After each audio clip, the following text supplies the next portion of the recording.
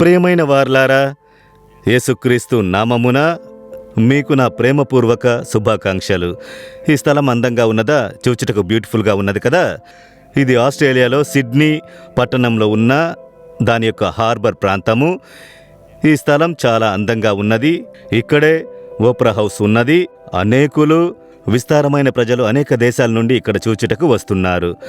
సరే, ఈరోజు దేవుడు ఏ వాక్యం ఉంచి ఉన్నారు అని అంటే, మీకా వ్రాసిన గ్రంథములో 7వ అధ్యాయము 8వ వచనము, నా శత్రువా నా మీద అతిశయింపవద్దు, నేను క్రింద పడినను తిరిగి లేతును.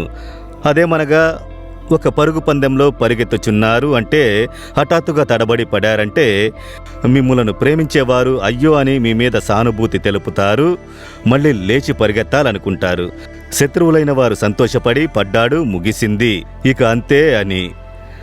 అదే విధముగానే మనకొక శత్రువు ఉన్నాడు, వాడు సాతానుడు. మనము పరుగు పందెంలో ప్రభువు చెప్పినట్లు పరిగెత్తుచున్నామా, హఠాత్తుగా వెనకబడుట జరుగును. ఒక చిన్న నీరసము కలుగును, ఒక చిన్న దిగులు కలుగును. అందువలన ప్రార్థన తగ్గును. కొన్నిసార్లు ఏమిటి అని చెప్పి దేవుణ్ణి వెతికి ప్రార్థించి ఏం పొందుకున్నామని మనసు నీరసపడిపోతుంది.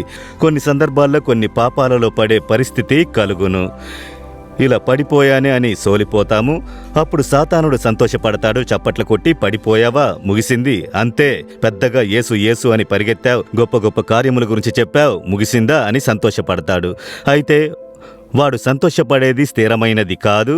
మనము తిరిగి లేచి పరిగెత్తగలము. మీరు పడ్డారంటే అలాగనే పడుకొని ఉండకండి.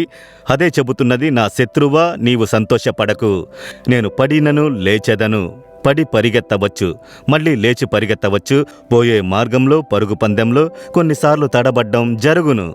లేయచ్చు, అయితే పరిగెత్తి ముగించాలి, అదే ముఖ్యము. కనుక పడుకోకండి. ప్రార్థించుట విడిచిపెట్టారా? చర్చికి వెళ్ళడం విడిచిపెట్టారా? ప్రభువుకి సేవ చేయడం విడిచిపెట్టారా? సోలిపోకండి, లేయండి, మళ్ళీ లేయండి. దేవుడు చెబుతున్నారు, లెమ్ము కుమార్తె, లెమ్ము కుమారుడా, పరిగెత్తు, నీకు సాధ్యము, విజయంతో పరుగును ముగించెదవు. సాతానుడు సంతోషపడినట్లు చేయకు, వాడు సంతోషపడుచున్నాడు కదా. పిశాచే సాతానా, సంతోషపడకు, నేను లేచి పరిగెత్తదను, నేను విజయంతో ముగించేదను, నా పరుగును ముగించేదను, నా దేవుడు నాతో ఉన్నాడు అని ధైర్యంగా చెప్పండి. దేనికి భయపడుచున్నా? ముగిసిపోయినది, ఇక అంతే, నా వలన అవ్వదు అని అనుకోకు. నీకు సాధ్యము, పరిగెత్తి ముగించగలవు, జయించగలవు. దేవుడు నీతో మాట్లాడుచున్నాడు. మళ్ళీ ప్రార్థించుటకు సమర్పించుకోండి. మళ్ళీ చర్చికి వెళ్ళండి, సేవ చేయండి, ప్రార్థనా బృందమునకు వెళ్ళండి. ప్రభువు మీకు బలమును ఇచ్చి నడిపించెదరు. సాతానుని సిగ్గుపడినట్లు చెయ్యండి. ఇప్పుడు చెప్పండి దేవుని యొద్ద, దేవా, నేను మిమ్ములను సిగ్గుపడనియ్యను, సాతానుని సిగ్గుపడినట్లు చేయుదును. నా శత్రువైన సాతానా, నీవు సంతోషపడకు, నేను పడినా లేచెదను, మళ్ళీ పరిగెత్తదను, జయించెదను. యేసు నామములో నా పరుగు విజయంతో ముగించెదను. Amen, amen.